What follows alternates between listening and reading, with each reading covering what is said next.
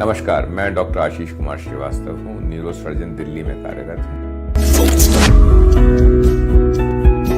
खाना आप सभी खाते होंगे, लेकिन कुछ लोग बनाते भी हैं और नहीं भी बनाते तो कुछ लोग साथ देने के लिए रसोई में चले जाते हैं। तो आपको थोड़ा बहुत ज्ञान तो होगा रसोई का। और रसोई में एक बहुत भारतीय रसोइयों के अंदर, चाहे वो उत्तर भारत हो, दक्षिण भारत हो, पूर्व या पश्चिम हो, एक मसाला जिसको मसाला कहते हैं वो हमेशा मिलेगा और वो है दालचीनी। तेज पत्ता, दालचीनी, जायफल, ये सब एक ही जाति के हैं, एक ही पेड़ से निकलते हैं। दालचीनी जो है वो साबुत भी बनाई जाती है और उसका पाउडर भी प्रयोग में आता है। सबसे पहले तो ये कि दालचीनी या जो सिन्नामन है वो स्वादवर्धक तो है ही, स्वास्थ्यवर्धक भी है। दालचीनी में जो है, अंग्रेजी में जिसको हम लोग आजकल बड़ा समझने लगे, एंटीऑक्सीडेंट, जो फ्री रेडिकल्स होते हैं उनको न्यूट्रलाइज करने वाला जो दवाई होती है, केमिकल होता है, वो एंटीऑक्सीडेंट कहलाता है। तो एंटीऑक्सीडेंट जो प्रभाव है दालचीनी के वो बहुत अच्छे हैं और इसकी वजह से दालचीनी जो है वो सूजन, इन्फ्लेमेशन को कम करने में और किसी हद तक कैंसर से बचाने में काम करती है। सूजन इसलिए क्योंकि सूजन जो है हम सब जानते हैं कि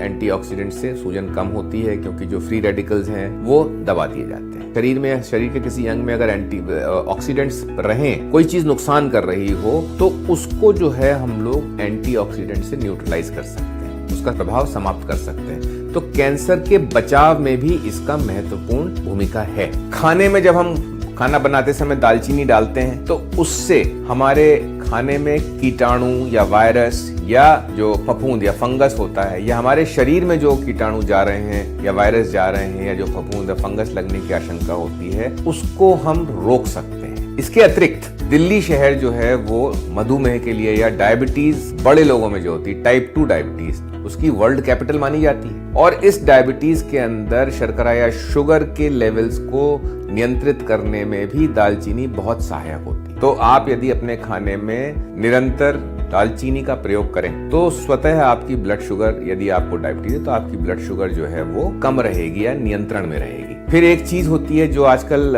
हम लोग बहुत ध्यान देते हैं अपने शरीर के रोगों को रोकने के लिए, वो है वसा या लिपिड प्रोफाइल, कि हमारे शरीर में जो 3-4 तरह की लिपिड्स होते हैं, फैट होते हैं, वो कितने हैं। हालांकि अब साइंस ने ये समझा दिया है कि 85% कोलेस्ट्रॉल और ये सब तो हमारे शरीर के लिवर में ही बनता है। खाने से योगदान सिर्फ 15% है, इसलिए उसको अब रोग नहीं माना जाता। हाँ, बहुत ज्यादा अगर कोलेस्ट्रॉल है या बहुत ज्यादा लिपिड प्रोफाइल में गड़बड़ है तो जरूर उसके लिए आगे जाके उसके बुरे प्रभाव होते हैं। तो इस कोलेस्ट्रॉल या लिपिड प्रोफाइल को भी नियंत्रित करने के अंदर दालचीनी बहुत योगदान करती है, उसकी बहुत महत्वपूर्ण भूमिका है। तो हम लोग अपने खाने के अंदर इसका प्रयोग करें, उससे हमको लाभ होगा। धन्यवाद।